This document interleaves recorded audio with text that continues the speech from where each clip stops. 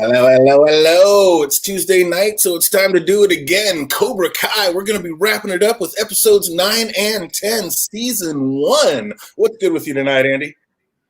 Oh, it's a great night, but I can't tell you why because you haven't watched it yet. So I won't go into why it's a great night for me. But Oh, yes, I DVR'd the Tuesday night game. I'm just getting up and about the late night, the late one. It's what we do, living on that Nighthawk schedule.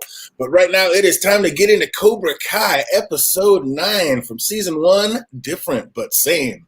And this week opens up with Robbie at the skate park, and we see he doesn't give up easily just because something is hard. We also see he's mastered the tree so fast, or how he mastered the tree so fast, and he really is a natural. I guess all that skating really has helped him more than Daniel kind of gave him credit for. And what Daniel hasn't been able to achieve in his lifetime, Robbie mastered in just a couple of days. He got down the one-armed handstand. Was that a good way to start, or just a little over top? What's up, Jake Cruz? I see you out there. Linda Armour, welcome. So glad you can make it. Was that a little cheesy and over the top, or was that a great way to start the episode, Andy? I mean, it was cheesy in that way that the way it's supposed to be cheesy. Almost like the way he was balanced there even looked cheesy, right? It was great. It is a good way to start for what this show is. They do it. They walk right up to the line. They've crossed it a couple times, but usually they bring it right back, and it is just the perfect amount of cheese. But yeah, is this showing us kind of like, was that handstand kind of trying to show us that Robbie's life was actually more balanced than Daniel's?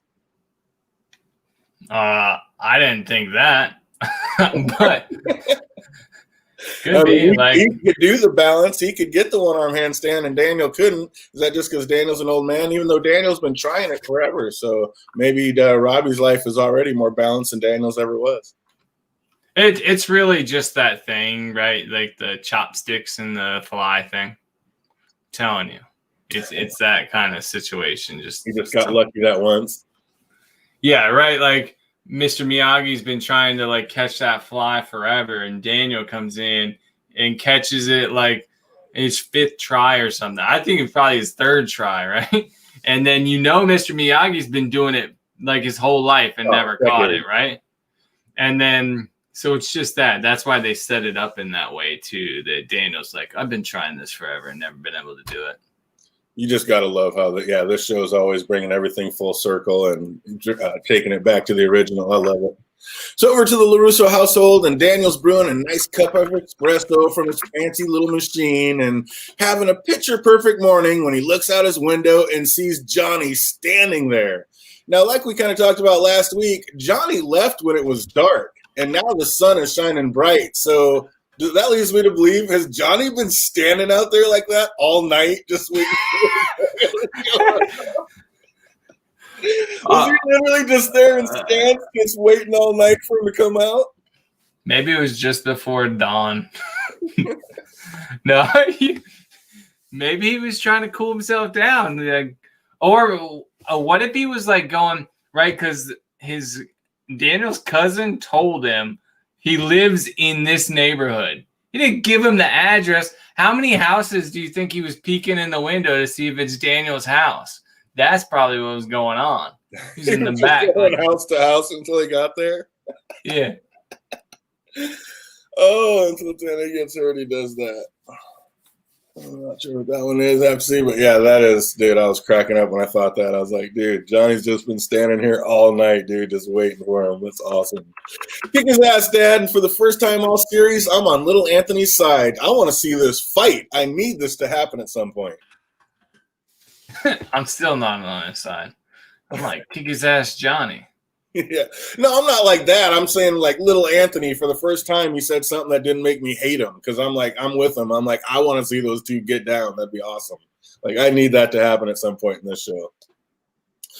I don't know. And like, we think Johnny's, doing his thing and still got it after whooping those 3 guys, but Johnny was a little slow trying to grab old Danielson's phone, which again leads me to believe that maybe he really was standing out there all night and was just like all stiff, just waiting for Danny to come out.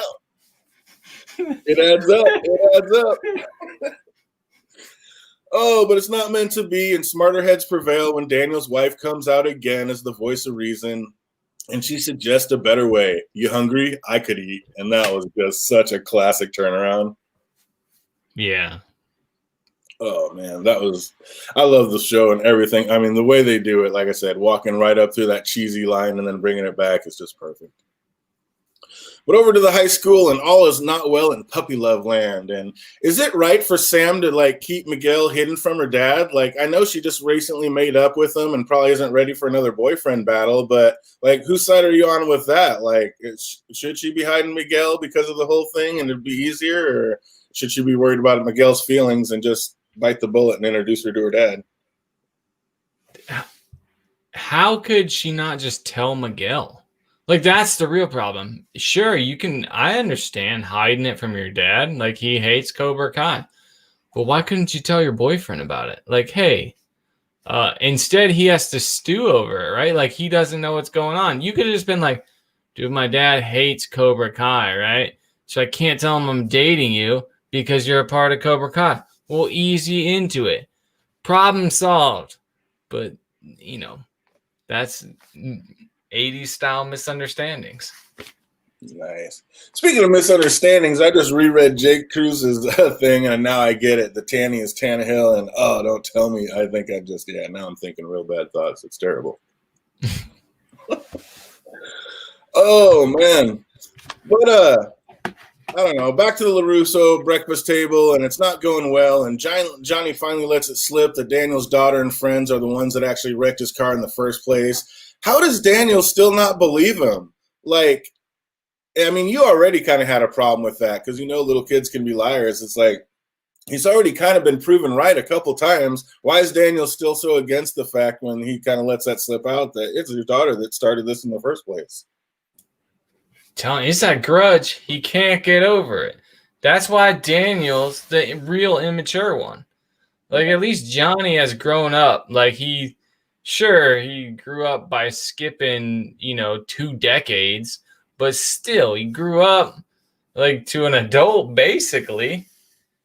Daniel, I don't know. It's ridiculous. You're still holding this teenage grudge, and it makes you make stupid decisions. And that comes through a few different times in this show. That exact thing kind of pops up. And then when they went back to making me want to hate little Anthony, that was pretty funny exchange. Like, how is Johnny's just instantly able to sink to like a teenage mentality? Like, I'm going to tell him you said that. Good. I want him to know. Like, he just has no remote. Like, there's just no barriers. There's like no floor. It's just down for whatever. And what was up with that salt scene? Johnny was going ham on that salt shaker. You ever been to like a rich person's house? Yeah. I feel like the salt shakers, that's like a subtle scene for someone like me. I'll put salt on something. I want like salt to come out. My grandparents, it's not really rich people, but my grandparents have like a salt shaker that like almost nothing comes out. And to me, that scene was like funny because it's like, us bottom feeders need a lot of salt and these rich folks don't need it. I don't know. I liked it. That's me. I never discussed a person I'm dating with my parents. Yeah, a lot of things, you keep that to yourself. He remembers Johnny is the bad guy and can't let it go. He's got ultimate bones in the closet. He just cannot get over it, which makes everything that much better. So over to the nerds in the park, and Miguel is truly heartbroken. And I like how Hawk's giving his 2 cents while he roundhouse kicks that little dude in the face. He's like, he is 100% Cobra Kai at this point. Dude. Hawk is over the top. It is ridiculous. And then the one friend says that, Dimitri says that Sam's giving you no reason not to trust her. And Miguel agrees, but he just saw with his own eyes her sitting next to and laughing with this other boy at a table in a house that he's not even invited to. So is that really true? No, that's not true. But does everybody else know? Like, I don't know. You can't trust Dimitri's advice, though, right? I would never be able to trust his advice. But, yeah, you have reason not to trust her. That's fair. Oh, man. Did you guys watch The Karate Kid 3 yet? No, I have not gotten there yet. I definitely got to get that in, but I have not gotten to that one yet. Now that I got the finale and got through season 1, maybe I can watch that before I start on season 2, since I'm only going to be doing 1 episode at a time from here on out. And like I said, that'll walk us right into season 3. I'm sure I'll be watching it Friday because it's my daughter's movie night and she wants to go through all the Karate Kids. Oh, that's awesome. Rehash. That'll be great. And when we asked about when asked about what she did last night, just a family dinner, knowing that wasn't entirely true. So she's not being exactly truthful either. So yeah, I don't know. Little Sam's got some bones in her closet too, and she's acting like the little angel. It's like, I'm with Miguel. It's like, you can't turn this around on me. You're the one in the wrong here. So, and right, doesn't it perfectly set up like the whole situation from Johnny's perspective of the Karate Kid? And it's just like girls just make you do dumb things, right? All those hormones going through your body. Yeah, you make rash decisions. Yep. Jake, it couldn't have been because Miguel already told him when he was talking to his other Cobra Kai quivers that it wasn't like a brother or a cousin. He could tell. Like, he could tell the way that they were acting around each other that it wasn't family. So they specifically made that point that no, it could not have been a cousin. So I think he has every right to be upset. I would be lit. And then what? Oh, yeah, watching her come into the party. Yeah, no way. There would be problems. And now, one more thing. That's the third person that we've seen go directly to the back of their house when they're not invited. He's the third person to do that, right? Like, you got Miguel, what's his name? Robbie and Johnny have all went to the back. Yeah, not even the front either. Like, they were going to go hang out by the pool. They're like, you know what? If I'm going to be here standing out here by all night waiting, it's going to be by the pool, not in the front yard. Yeah, that's insane. That is insane. Oh, but we gotta love how when Daniel brings Johnny into like the trade lot and says like, choose. Like, dude, you just got brought into this car lot and the dude's like, choose anything you want. And the first thing out of Johnny's mouth is, I thought you sold Porsches. I was like, what? Oh, that was pretty great. I was like, you got to be kidding me, dude. You're getting given a free car, which, I mean, granted, you're owed, but that was pretty funny. Dan was like, you please. That was pretty good. It really seemed like Johnny was enjoying hanging out with Daniel, though. Danny was like, dude, I'll get you the key so you can get the hell out of here. And Johnny was like, not so fast. Like, and then he's acting like he didn't trust him, but really, he just wanted someone his own age to have a drink with. I was like, you got one of these in black? I was like, dude, Johnny's trying to find a friend, I think.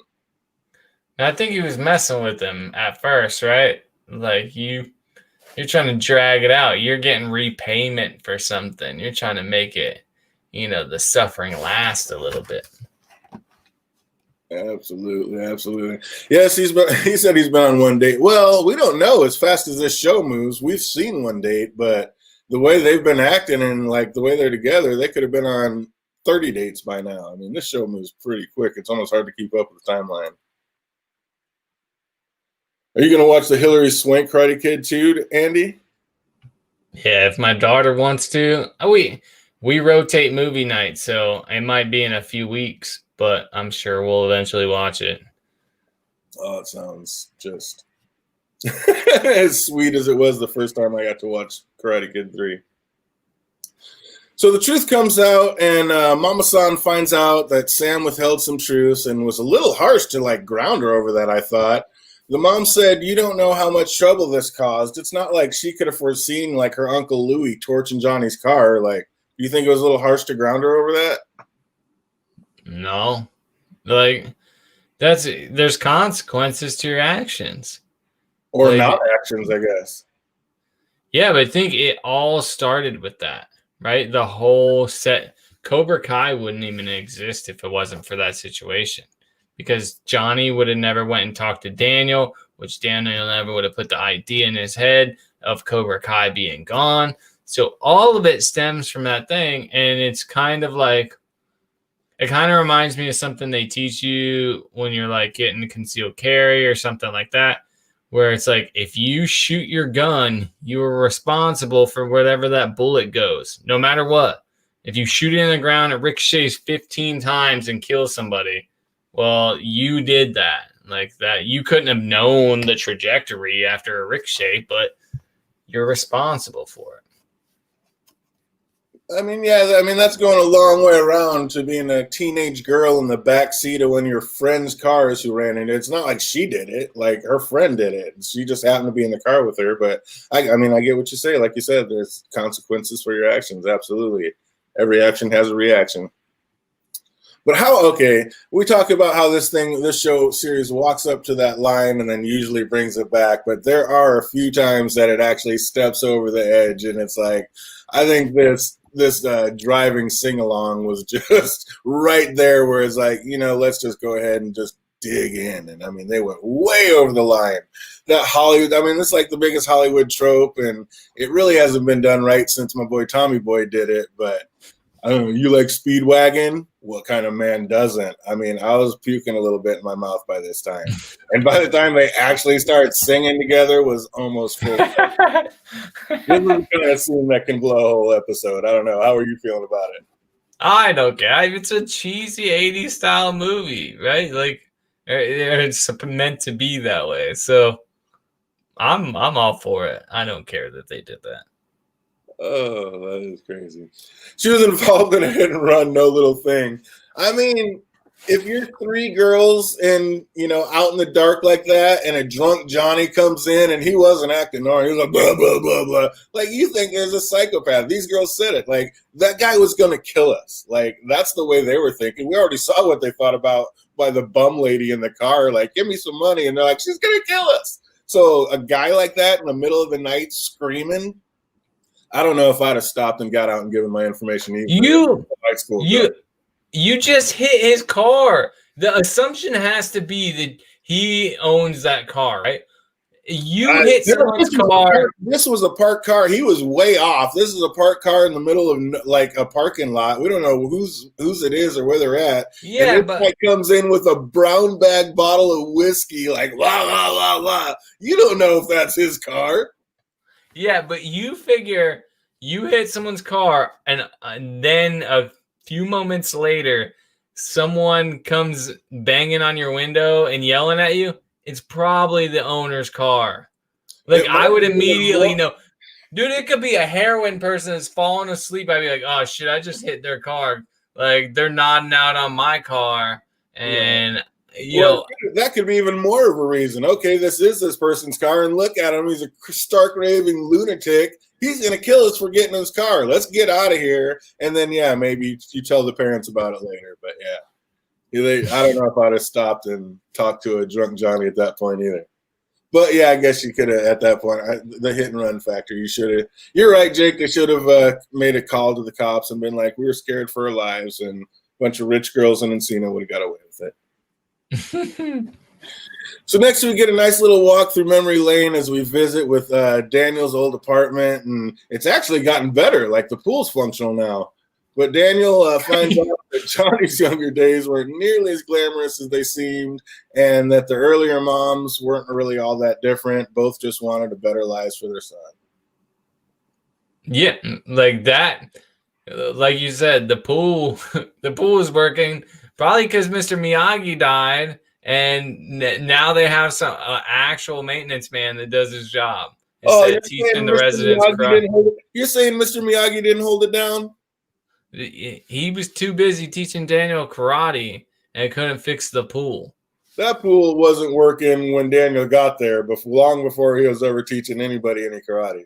Yeah, so he was too worried about his bonsai tree. His bonsai tree. Bonsai. Oh, man. So no idea why, but this just made me think, like, how great of a twist would it be if we found out that Johnny's old sensei was actually his real dad?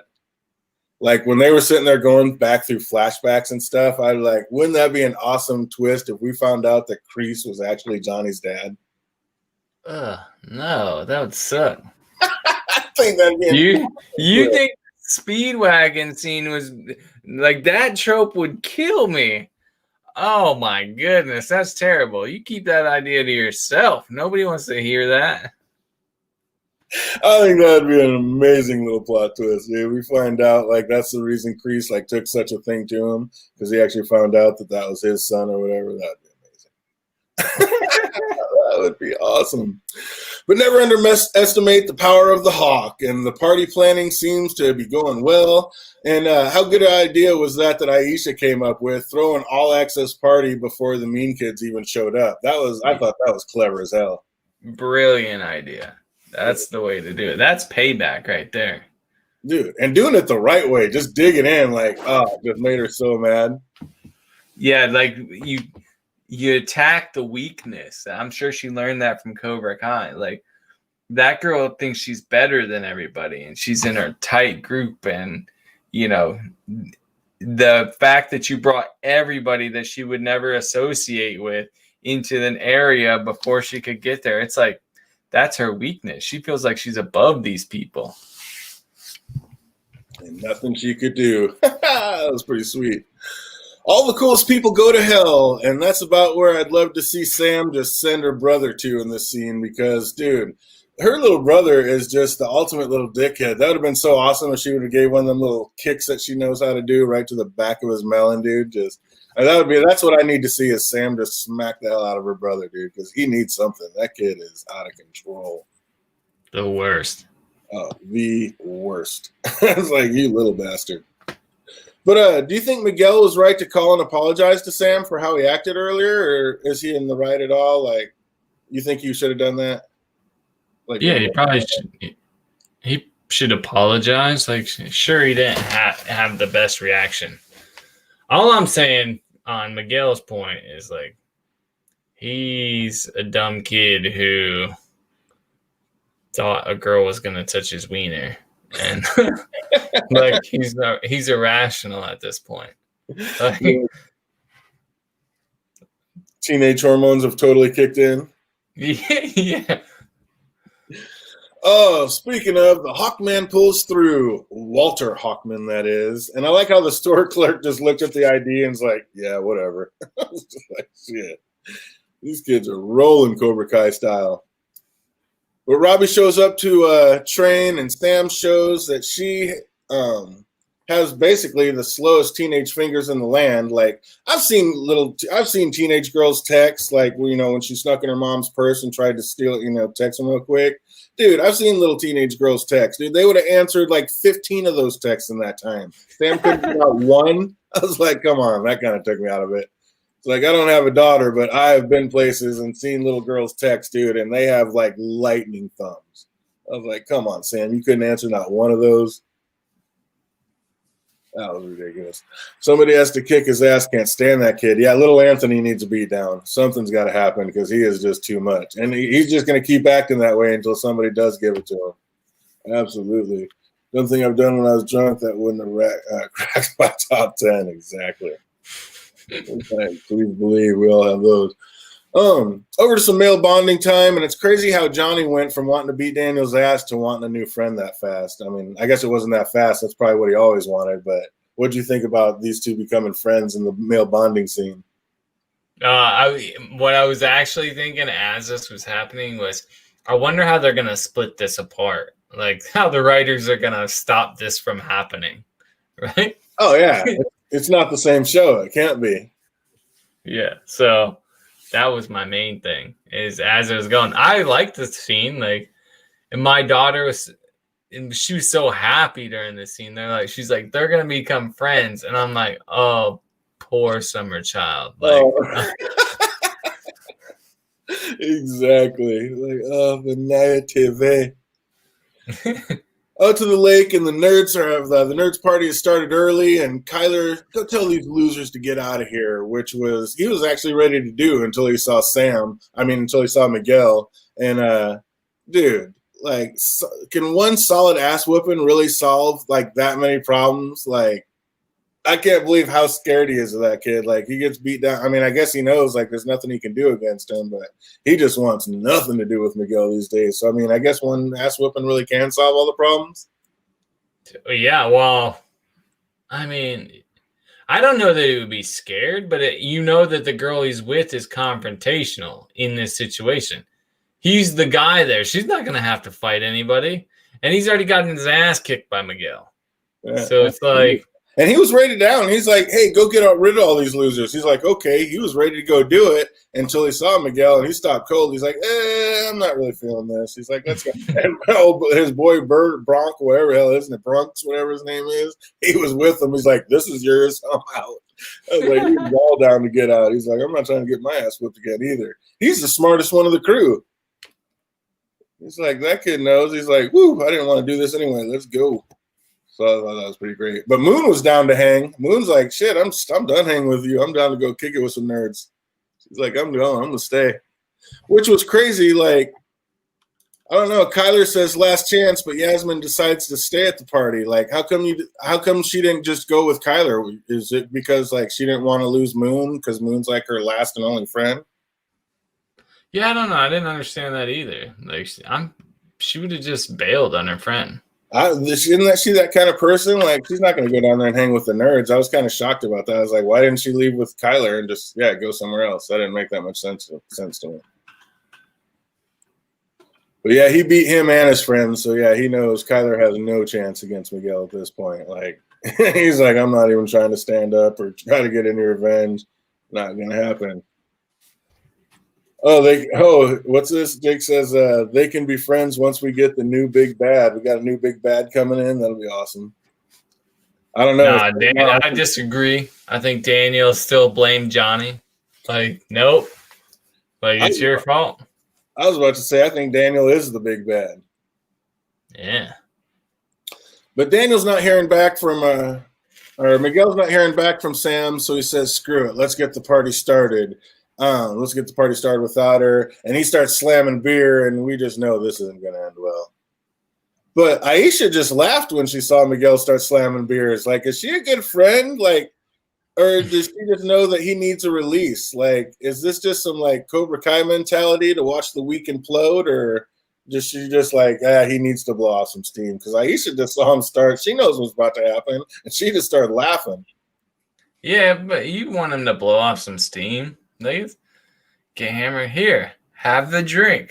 Like, settle down. Dude, I get my wife wine all the time when she's had a bad day.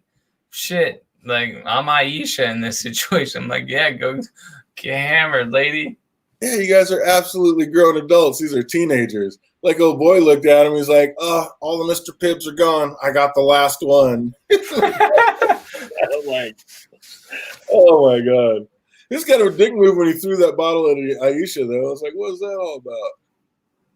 He's just like, man, I'm fine. And just threw a bottle. I'm like, dude, throw a bottle at her. That ain't cool.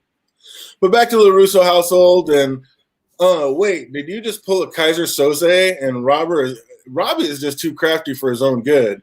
But he's awful close to slipping into that friend zone as Sam pulls the classic, hey, do you want to go to a party? Sure. Cool, my boyfriend's there. He's been calling me all day. And I was like, ouch.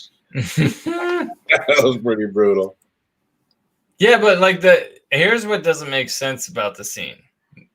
She's supposed to be like dropping him off and coming right back. They're gonna go to a party, right? Yeah, but she's already grounded, so she can't get. I mean, what are they gonna do? Ground her even longer? At least she'll get to go, see her boyfriend. I mean, teenage mentality, I guess. I don't know. Yeah, I thought about that too. I was like, again, they left in the daytime, and it was nighttime when they got there. It's a long way away. Right, exactly. Everything must just be 100 miles away in this story because it takes like 8 hours to get anywhere.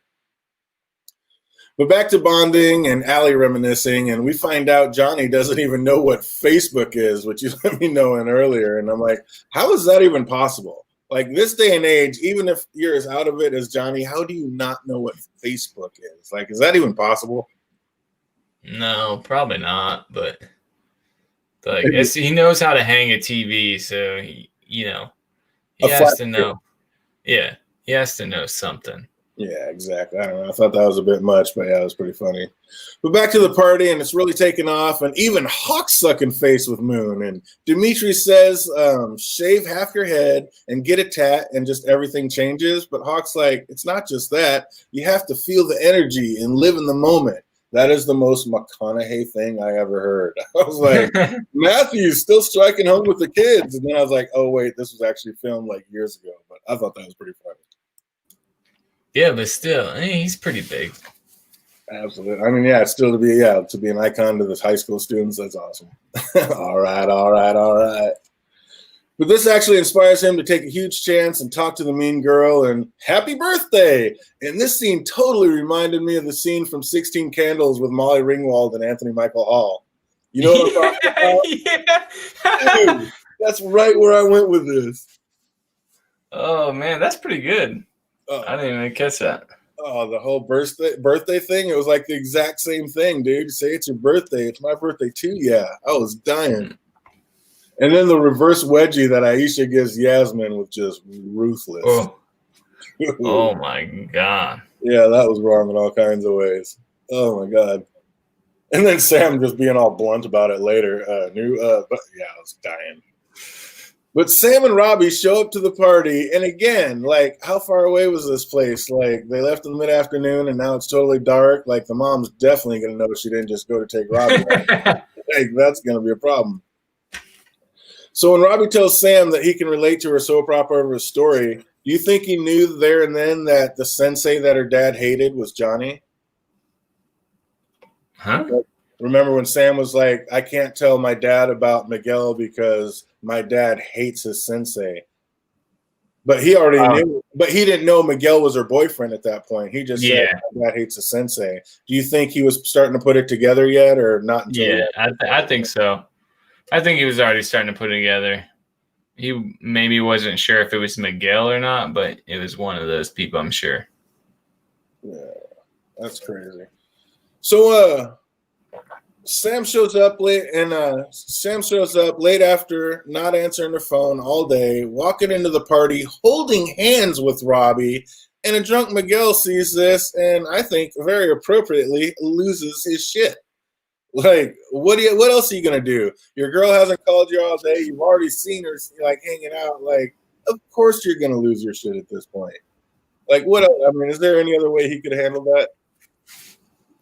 Sure, there's other ways he could have handled it, but I'm pretty sure he handled it in the right way, especially for a teenage boy, right? Like, you're already hammered, so you're obviously not thinking too well.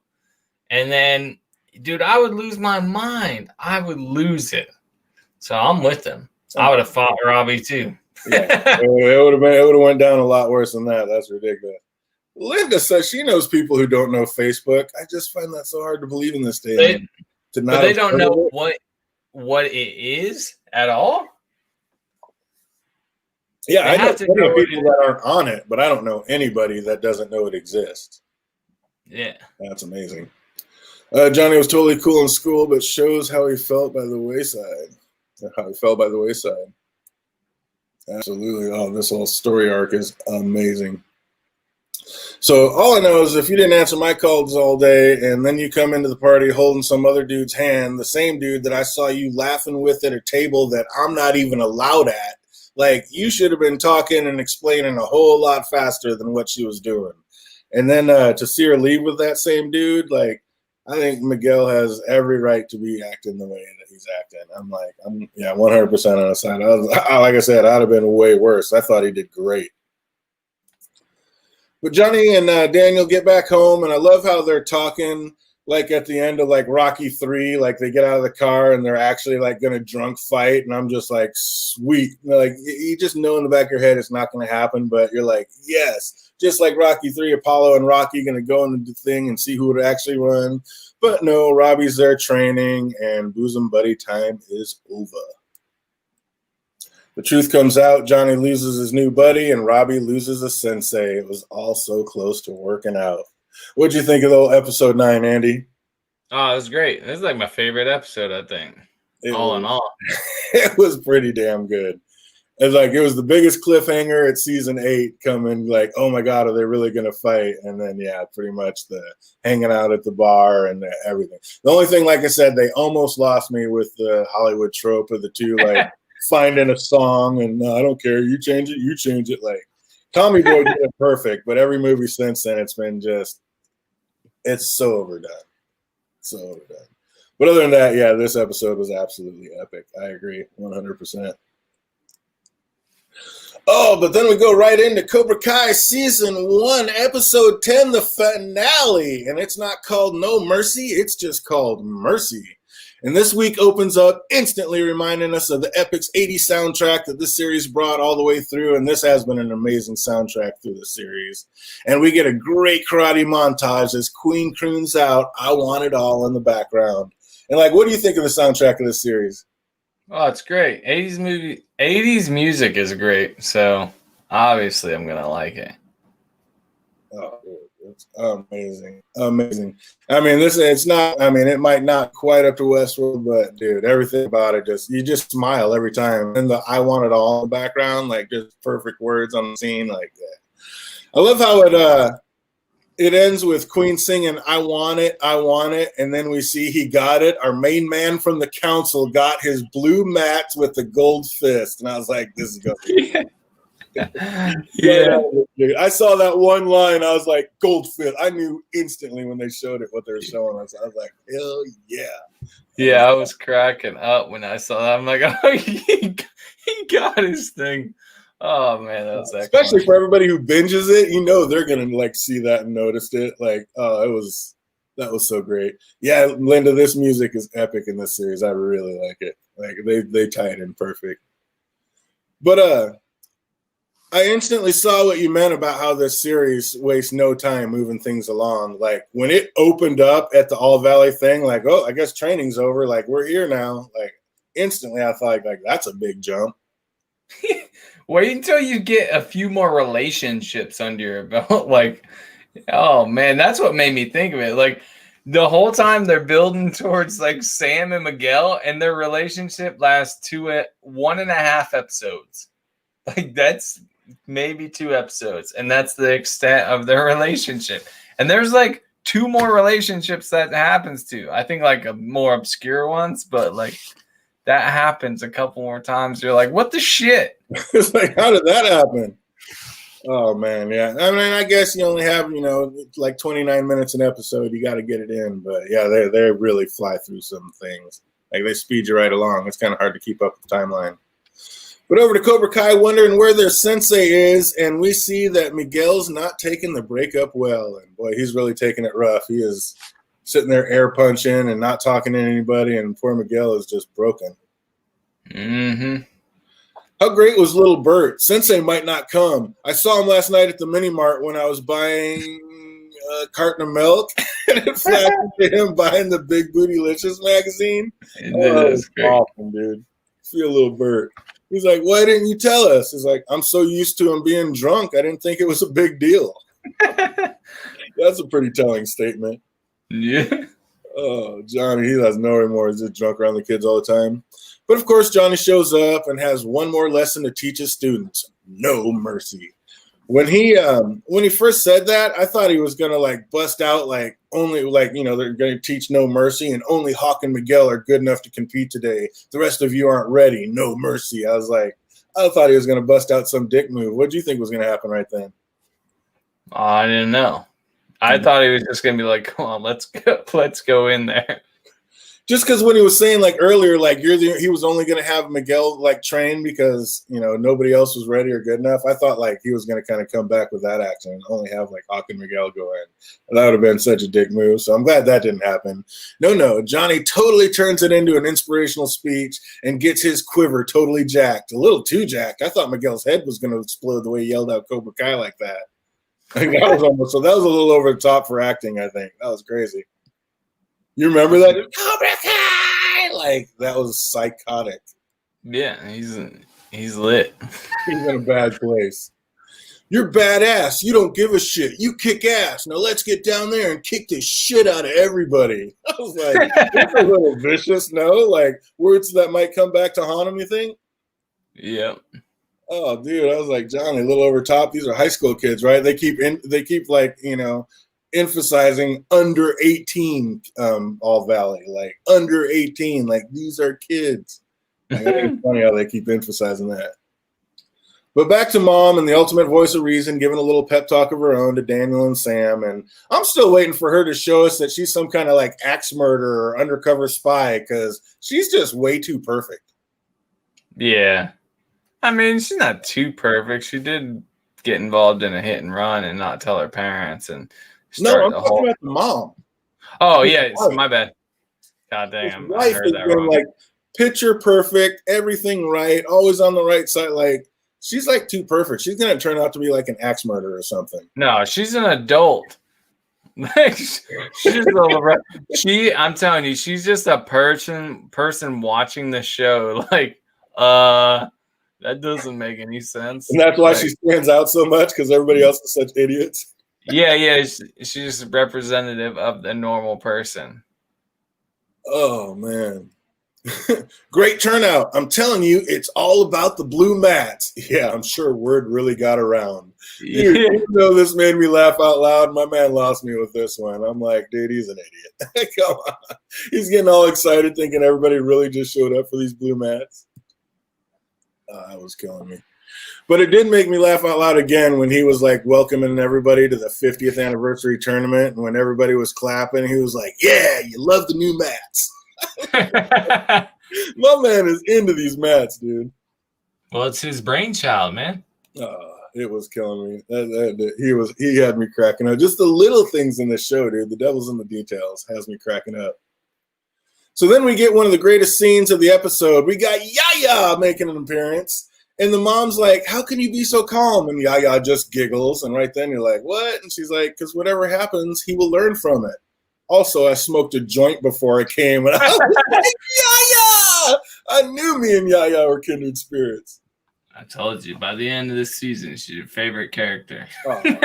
Instantly. Right out of the gate. Dude, I've been talking about Yaya since she came into the scene, dude. Yaya is my girl. Definitely one of the greatest. Probably the second, maybe the best character in this whole series. I love me some Yaya. But we next see why karate moms creep out Mrs. LaRusso. And yeah, kick some ass, Xander. And I was like, dude, those over-the-top, like, sports parents, amazing. Absolutely. Oh, yeah. It's ridiculous. So then we get the sick entrance, Cobra Kai, Cobra Kai. Now that's what I call an entrance and a badass name for a dojo. And I was like, dude, my mom got me back, dude. I love this guy again. He was just killing it. He's like, all right, folks, it's ready for some karate time. I was like, dude, my man is sick. Oh, that guy's perfect for that part. Little part, but everything he says is amazing. And then how great was that when Johnny had Miguel open with Daniel's crane kick? As soon as Danny saw it, he just put his head down. Like, that little smirk from Johnny was just priceless. Like, that was dude, that was great. I did not see that coming. Like, right out of the gate, like, it's not even a big deal. Like, oh, this was like your whole thing in your movie? Bip, that's what I think of it, one and done. I was like, that was pretty great.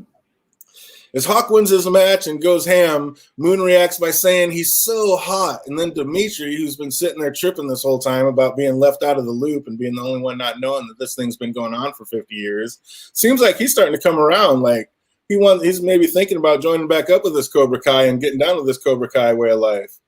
So, one, do you think that this was a wink to the audience about everybody who hasn't caught on to watching Cobra Kai when they were talking, like, when he was sitting there talking, like, am I the only one who hasn't known this has been going on for 50 years? I just kind of thought that was like a wink to the audience, like, for everybody out there who's not into Cobra Kai yet, since it's, like, literally one of the greatest series out. Yeah. That was pretty dope. And then, two, like, did this make you think Johnny was about to get his old student Dimitri back? Did you think Dimitri was going to be back in after this? Yeah, I did. I was like, that'd be cool. Like, he goes from being the little, like, just total wink link to all of a sudden he becomes one of the best students. That'd be a sick little twist. Well, they already did that. It wouldn't even be a twist. Hawk is that.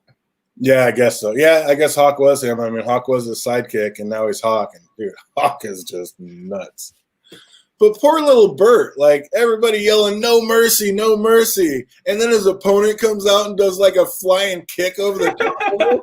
Like, You almost felt like they should have just called that match right there. But I mean, I guess the kids need to learn how to take losses too. But I was feeling bad for my man, Little Bert. I thought they should have just called that one for him.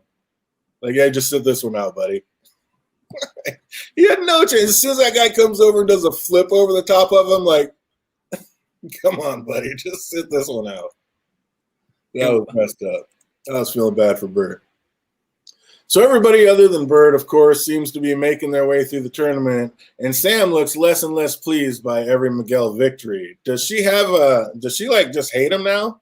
Like she just does nothing but want to see him lose? No, I think she sees him getting all violent and stuff. Like, to her, it's like her dad warned her about this, that this is how he was, and it's not. It was kind of a self-fulfilling prophecy. Like his hatred of Johnny, thinking that all his students were evil or were going to be bad people, is the catalyst that made Miguel this thing that he's watching right now. But he also tainted Sam's perspective of it. And so now she believes her dad that this is how he is. And so watching him do it over and over again. And he's pretty aggressive. Yeah, oh, dude, he's out of his mind. We saw the way he screamed out Cobra Kai at the beginning. He's not in his right mind. Like, yeah, he's jacked. He's all jacked up. Steroids, not steroids, but emotion and total mind block. That's funny. But yeah, his emotions are just going out of control. Teenage hormones. That's what I was looking for. Like hormones are just going out of control. But next up is Aisha versus Xander, and it's for the last spot in the quarterfinals. And wasn't it Aisha a little hard on herself for losing that one? I mean, it was 2-2. The next point wins, and this is against last year's champion. Like, even Johnny was telling her, hey, it was a good match. Like, Aisha's a little hard on herself, wasn't she? Yeah, but I think all the best people are hard on themselves. Like, that's how you get better at things. If you just are okay with every failure you have, then you don't grow. She had it 2-2. She could have won the thing. I'm all for her. Her dad is a professional athlete, so she knows like about drive. Like you have to be hard on yourself. Be critical of your mistakes. Be hard on yourself. You also have to be a good person and know how to take a loss. Like, I'm not saying be a good loser, but you have to know how to take a loss. Like, she wouldn't shake anybody's hand. She, like, went blowing by everybody, like, went storming out, pouting. I was like, I don't know. I just don't think that's the way to handle it. Oh, man, I can't say shit because I'm a terrible loser. I'm just trying to be objective. Me too. But, yeah, just trying to look at the outside in. It's like, she needs to ease up on herself a little bit. But how great was it when they were announcing the semifinalist and Hawk, I guess it's just Hawk. And then his boy's like, it's Moskowitz, Eli Moskowitz. I was like, that dude is the perfect nerd. He was crushing it. He's like a crab in a barrel, though, right? Like, he's still a nerd, and he wants, Eli to be an Eli. Like, he wants him to be a nerd still. And, like, Hawk is grown. Yeah, and he's like, nah, the crab, you're not getting out of this nerd bucket. We're all gonna be in the nerd bucket together. He's like, nope, you got to grow some wings and fly. We out. How about that flip into the Miss America speech? I was like, even though I love fighting, we all need to band together to end hatred. And we get like a whole Sam and Aisha scene, and it comes back to him still spewing like his social justice warrior shit. Like, let's all bow in a moment of silence. I was like, even Daniel was looking around by the end of this, like, really? Like, that was the funniest dude in Johnny's response. Oh my God. That was the best because it was just funny. It was like he was just cracking jokes. It almost seemed like they were making fun of like every Hollywood thing where they're standing up there thanking everybody and like, oh man, I don't know. That's how I felt too. I was like, this is hilarious. Like, because everybody rolls their eyes at stuff like that. Like, come on. Oh, that was amazing. What's up? We got my sister from another mister. What's good, Alicia Kingston? I see you out there. Good to see you. Good to see you. Just getting a little Cobra Kai talk on. Getting into the finale. But you gotta love how Johnny breaks the silence. Kick that pansy bitch in the face. Yes, Sensei. And you already know Johnny's gonna bring back every scene. Like, you just gotta love how the PC is out the window in this show. Like, Johnny's the greatest. How crazy is it though, right? Like, Daniel was. Here's another reason why Daniel is the villain. There was basically only 2 karate schools at this whole championship, right? Or this whole, tournament. Yeah. Cobra Kai and the other one. That was it. Yeah. So he was just going to have 2 schools fight each other? Like, just to keep Cobra Kai out? That's ridiculous. I don't know. Daniel's the villain. He was just like, yeah, we're going to not be competitive. We're going to, I'm going to help kill our organization in order to own Johnny. That was great. Jake Cruz, we've all went to school with people like that for sure. Just absolute classic. It was amazing. And yeah, the anti-PC is definitely one of the best parts of this show because they just lean into that shit. Here in America, we call them bananas. I love that episode. In English, we call them bananas. Oh, yeah, so epic, so epic. So then our main man brings it back. All right, first up, let's go. And we weren't going to have any more of this silence. Let's get it on. And Miguel just makes short work of that Xander. Like, he does indeed kick that pansy bitch in the face. Like, they didn't really waste any time on that fat. They're like, yep, you're done. But it was pretty. What'd you think about the action in these fight scenes? Did you think the karate was pretty good, or did you think it was just a bunch of little kids acting? It was fine. I mean, it was well choreographed. Yeah. I thought so too. So now it's time for Robbie to fight Daniel, and still showing how childish he is until the voice of reason steps in yet again to point out that he obviously wasn't in it with Johnny. And it takes Daniel's wife to be like, why do you still hate this little kid? He's a kid. Yeah, he lied. He's a kid. Get over it. Kids lie. She's the ultimate voice of reason. And like I said, she's too she is the ultimate voice of reason every step of the way. Like, always on the right side of things. So then Daniel starts getting what's that? To be fair, wives are like that. Yeah. 100%. Yeah. Always keeping us out of trouble and keeping us from doing stupid stuff. Oh, but Daniel sees that he's not focused. Remember what you learned, Robbie. I was like, okay, that's pretty damn cheesy. Like, here's another one. That was pretty ridiculous. I was wondering how they were going to make Hawk lose, and I should have seen the disqualification coming. I can't believe I didn't point because they got to have like Robbie and Miguel in the finals, so Hawk's got to lose. I'm like, dude, this guy's just crushing everything. Like, how are they going to make this kid lose? Should have realized disqualification. Like, god dang it, that's exactly what they did in the first Karate Kid. Like, you totally should have saw that coming. Like, go for the leg. Why, Sensei? I can beat him. Sweep the leg. Like, Jesus. So yeah, I don't know. It is great how they keep coming around Robin, and like I said, I can't believe I didn't see that one coming. So Robbie heads to the locker room with a sore shoulder, and Daniel comes in with a not so douchey, monologue. And he did say, like, he'll never like Johnny, but he's your father. Like, do you believe him that by the end of this that they'll never make up in this series? Like, they're just going to hate each other forever? No, I think it'll be amicable. Maybe they'll become friends in the end, so you can have like a little happy ending for my daughter. Hollywood instead of reality. Yeah, like give her that happy ending, Oh man, that's awesome. How great was it that when Robbie said, "I don't think I can fight," and Daniel's like, "We'll see about that." I was like, oh, hell no, they're not. They are not going to do it. And they're like, nope. That was a pretty epic callback and a perfect way to go about it. Medic! I was like, yeah.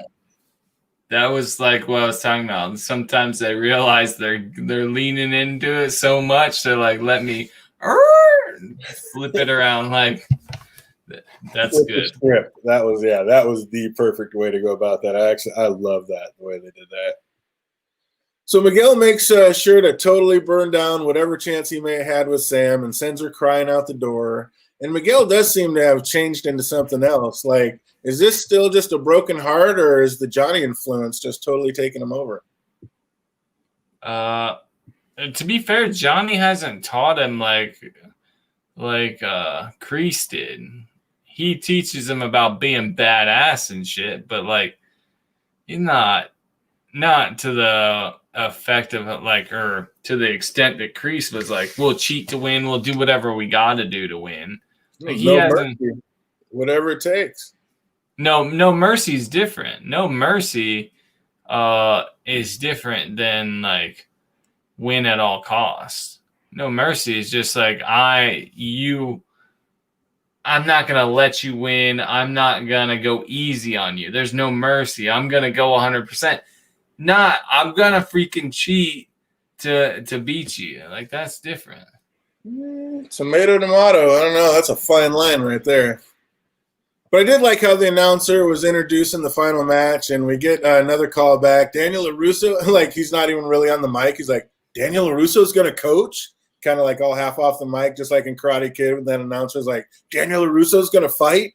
I thought that was a pretty cool callback. Did you get that? Mm-hmm. I thought that was pretty dope.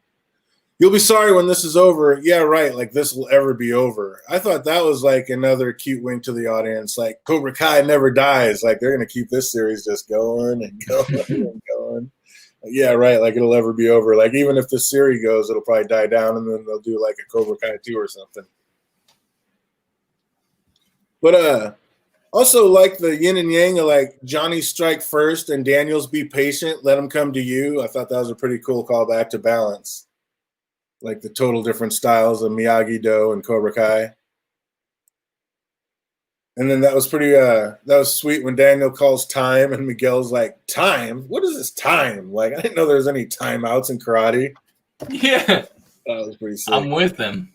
Yeah, it's like, dude, I'm whipping his ass and you're going to call time? There ain't no timeouts in karate. That was pretty good. I thought Sensei Daniel's advice was horseshit, though. He's like, just breathe and find your balance. Like, this kid's getting his ass whooped. You got to give him more than that, don't you? It's just telling you what was going to happen next, your balance. Oh, man. I did not. I read an article not too long ago that before he died, Pat Miyagi had an idea for a continuation of the story. Oh, wow. That'd be cool. Is that where he got it from? That's pretty sweet. He wanted to see Johnny actually learn from his life and become a successful doctor, and then he would end up having to be Mr. Miyagi's doctor later in life. That'd be a cool little twist. That's too serious. This is way better. This is way better. I definitely got to say I am. You'll love it, AK. You got to get into it and watch it. We're going to be starting season 2 next week, and next week I'm just going to be going episode by episode. So give you a chance to catch up if you want to catch up and be a part of the conversation. But just to show that Miguel is full-blown around the bend after Robbie perfects the two-legged kick that Daniel's never been able to do, he offers his one good hand to help Miguel up. And not only does he take it, but he yanks on his bad shoulder for a penalty. I was like, what a dick. I was just like, that was ridiculous. Like, that just kind of shows that Miguel is kind of off the deep end at this point. Like, yeah, but we all admitted that we would have fought Robbie too. Now he gets a chance where he actually gets to do it. Like, that's a situation. This is different. Right, but I'm going to whip his ass. I'm not going to sit there and, like, once he hits me, like, do a dick move like that and, like, grab his hurt arm. Like, I'm just going to get in there and whoop his ass. He already knows he can. So, you know, why the cheap shot? I didn't like that. Because you want to hurt him. He's like, you want to hurt him. Yeah, it is, yes, AK, it is on Netflix. That's where we're watching it. So they have season 1 and 2. Everybody else has binged through it. I'm actually going episode. I've been doing 2 episodes at a time through season 1. And I'm just going to do 1 episode at a time for season 2. I haven't seen any of it. And then it'll roll us right on into January 8th for the start of season 3. So it should work out just about right. So, yeah, get on that train. You're right on time. You can catch up in no time. But Johnny ends up hearing just how damaging his message has been, and now his own son is at the no mercy end of it. I mean, that's kind of a hard lesson for him to learn and to see. Like, that's hitting Johnny pretty hard at this point. Mm-hmm.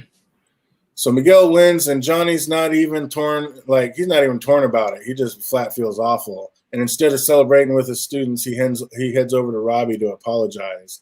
And Robbie's like, "It's okay, Dad."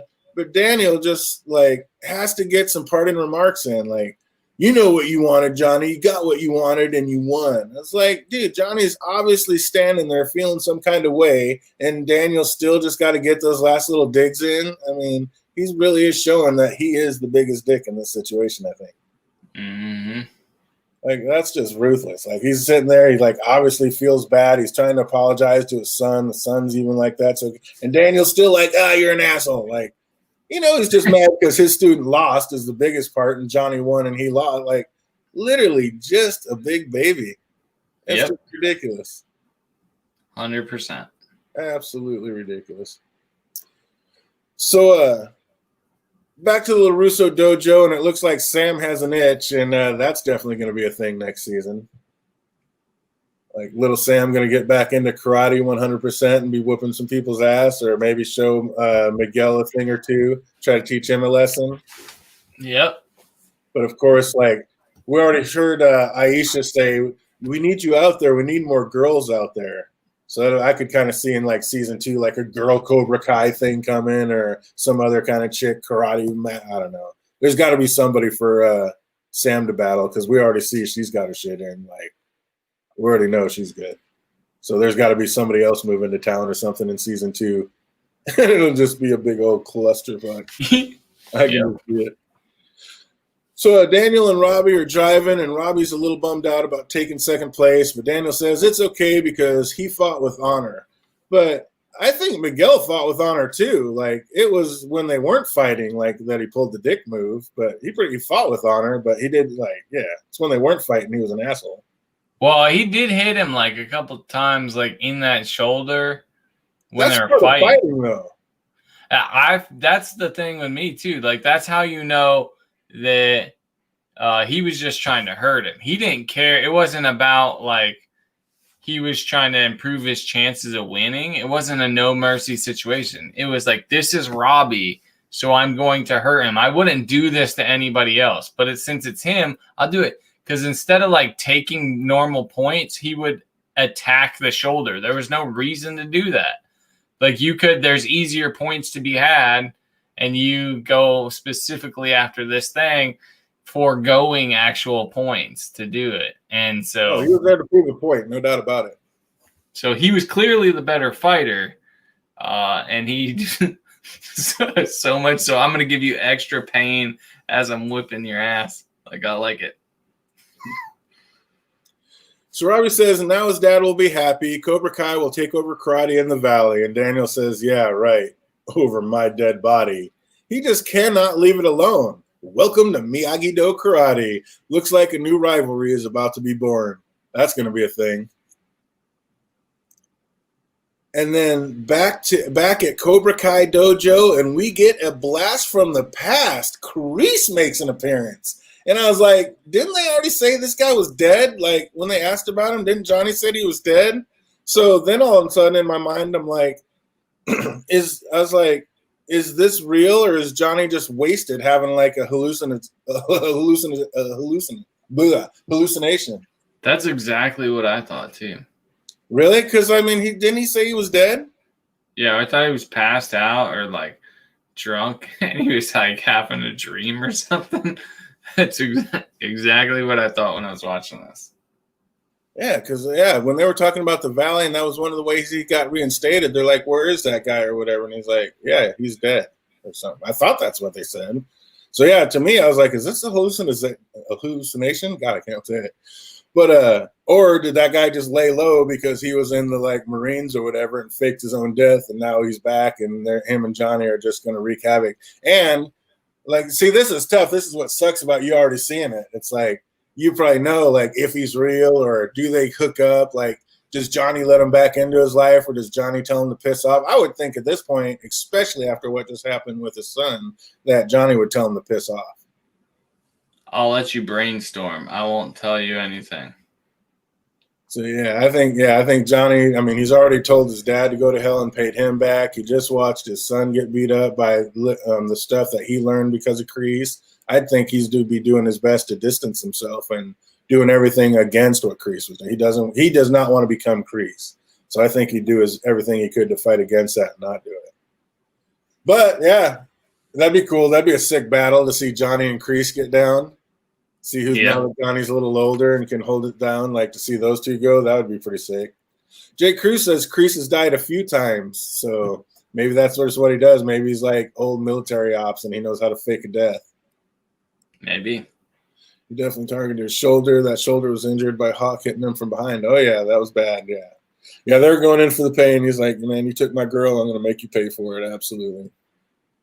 But yeah, we got to figure some stuff out. I don't know. Maybe they'll show it right there in episode 1 next season. But yeah, I don't know. I thought it was a hallucination. Why can I not say that? Hallucination. Yeah, hallucination. See, it's like I don't know what am I thinking. Too much Seattle. But yeah, that does it for the season finale of this series. I mean, all in all, scale out of 1 to 10. What do you give this series? Oh man, it's a 10 for me. I love all the cheesiness. I love the humor, dude. This is it's up there in my favorite shows. Like this first season, favorite shows. That's awesome. It is.